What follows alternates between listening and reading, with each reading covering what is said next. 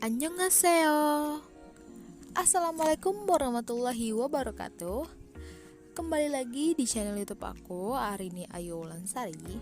Nah, tujuan pembuatan video aku pada kali ini adalah untuk pemenuhan tugas ujian tengah semester dari Bapak Z Haryanto SHMH dengan mata kuliah Hukum Internasional.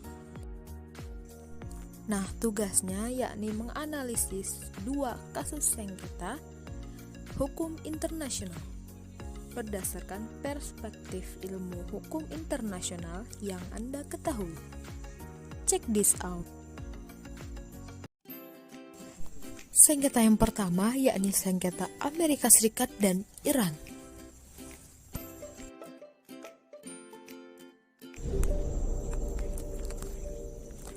Amerika Serikat telah membunuh salah satu pemimpin militer Iran, Qasim Sulaiman, memimpin operasi militer di Timur Tengah sebagai kepala pasukan Quds, unit elit pengawal revolusi Iran. Amerika Serikat menyebutkan pasukan tersebut sebagai teroris pada 2000 dan mengatakan Sulaiman adalah tokoh di balik penyerangan kedutaan Amerika Serikat di Baghdad. Pembunuhan Sulaiman meningkat. Ketegangan Amerika Serikat dan Iran semakin memanas.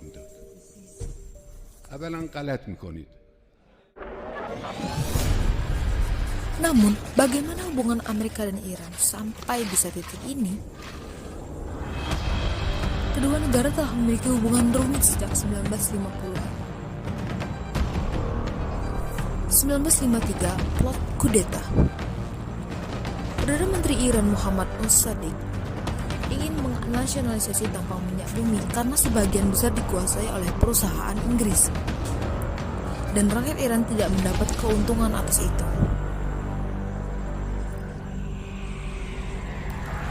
Guna mencegah hal itu terjadi, intelijen Amerika Serikat dan Inggris merencanakan kudeta untuk menggulingkan Mossadegh. Amerika Serikat mendukung Muhammad Reza Shah sebagai pemimpin Iran. Reza Shah melengsarkan Mossadegh menggunakan Ayatollah Khomeini muncul sebagai rival politik Reza Shah.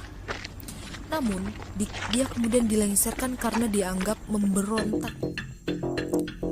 1979, revolusi Iran. Rakyat murka dan ingin Reza Shah lengser. Saat Khomeini kembali ke Iran pada 1979, giliran sang Shah lah yang diasingkan. Iran pun menjadi negara Islam. Ayatollah Khomeini menjadi pemimpin Iran yang pertama. Di era baru ini, sentimen anti-Amerika Serikat sangat kuat. Di sisi lain, Reza Shah memilih pergi ke Amerika Serikat untuk menjalani pengobatan yang membuat warga Iran semakin meradang. 1979 sampai 1981, krisis menembak. Mahasiswa pro-Khomeini menyerbu kedutaan Amerika Serikat di Tehran dan menyandra 52 warga Amerika Serikat selama 4 tahun. Amerika Serikat menjatuhkan sanksi ekonomi terhadap Iran untuk pertama kali. 1980, perang Irak dan Irak. Irak menginvasi Iran dan memicu perang. Suasana semakin memanas dengan bantuan militer yang dikirimkan Amerika Serikat untuk Iran. Diperkirakan 1 juta orang tewas dalam konflik tersebut.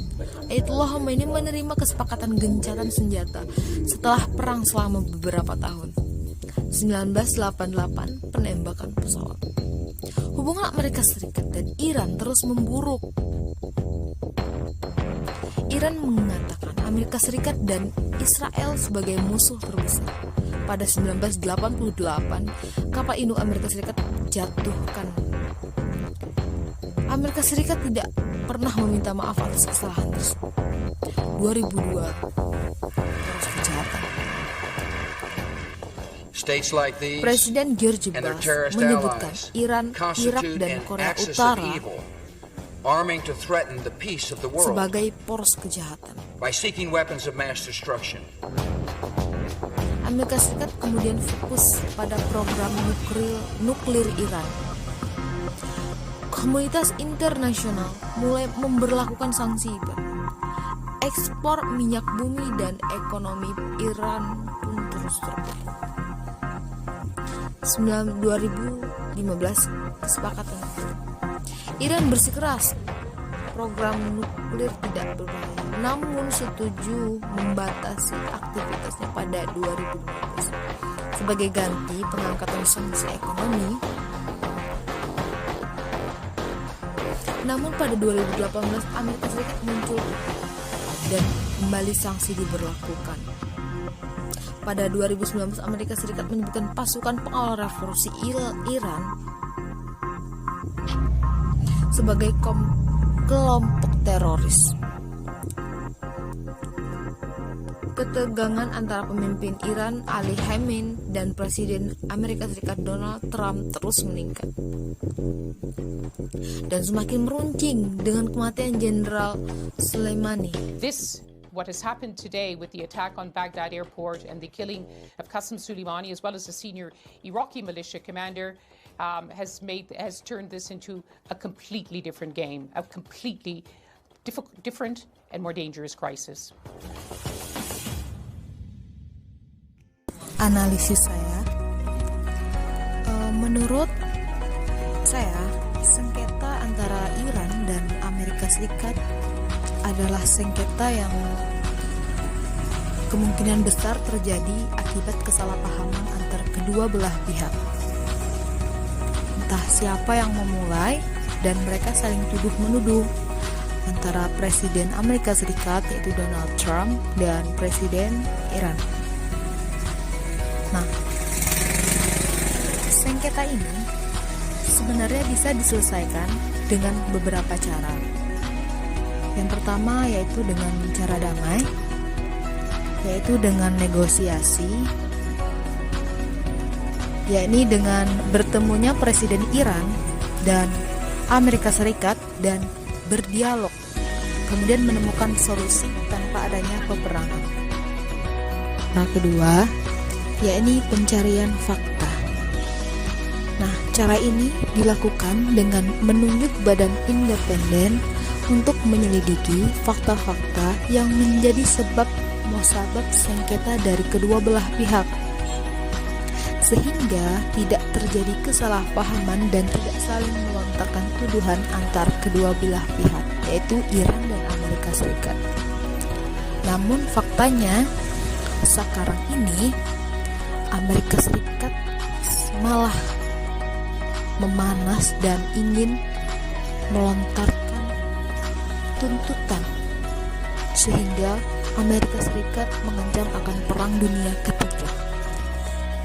Masuk ke sengketa yang kedua, yaitu sengketa Pulau Sipadan dan Pulau Ligitan antara Indonesia dan Malaysia.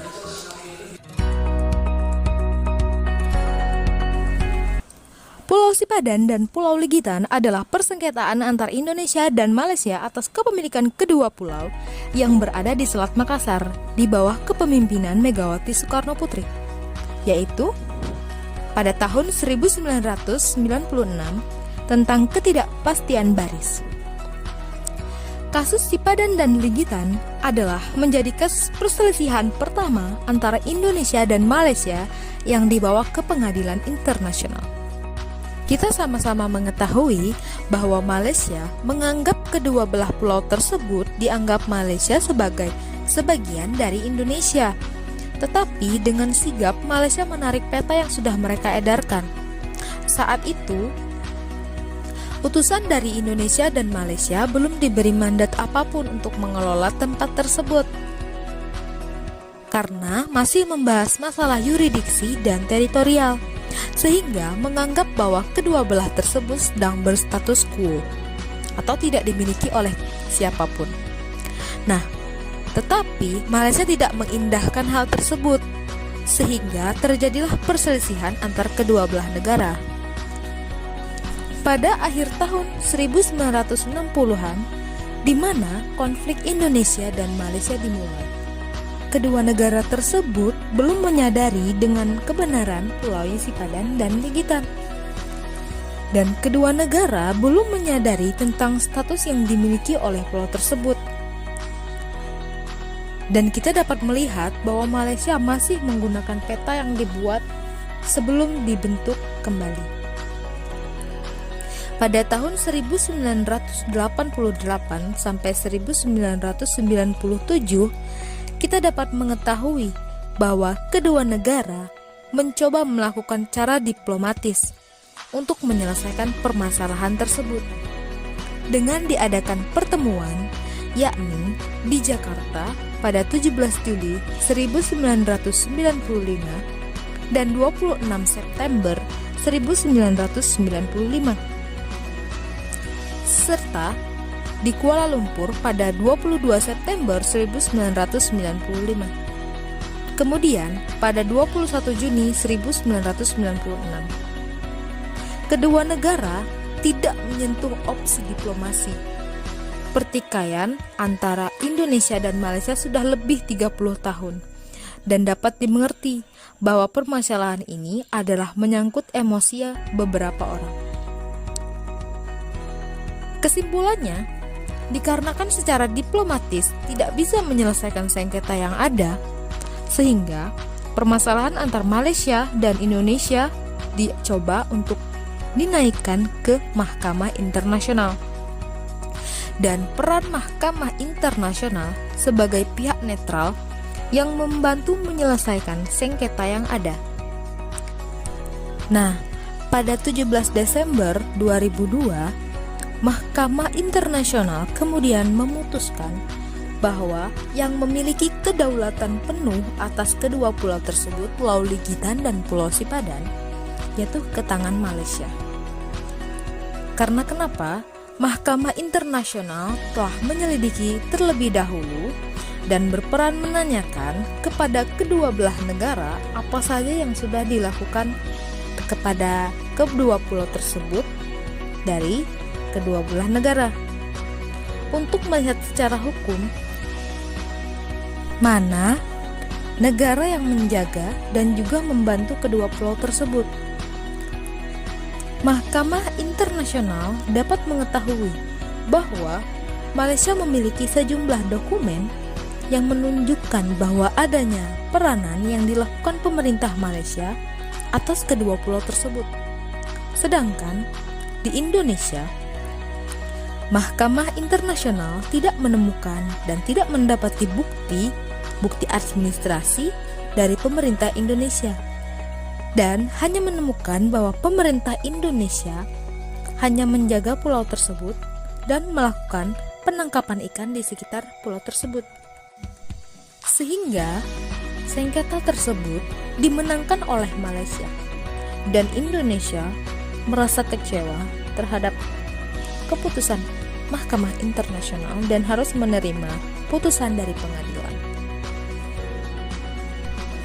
Sekian, terima kasih. Wassalamualaikum warahmatullahi wabarakatuh.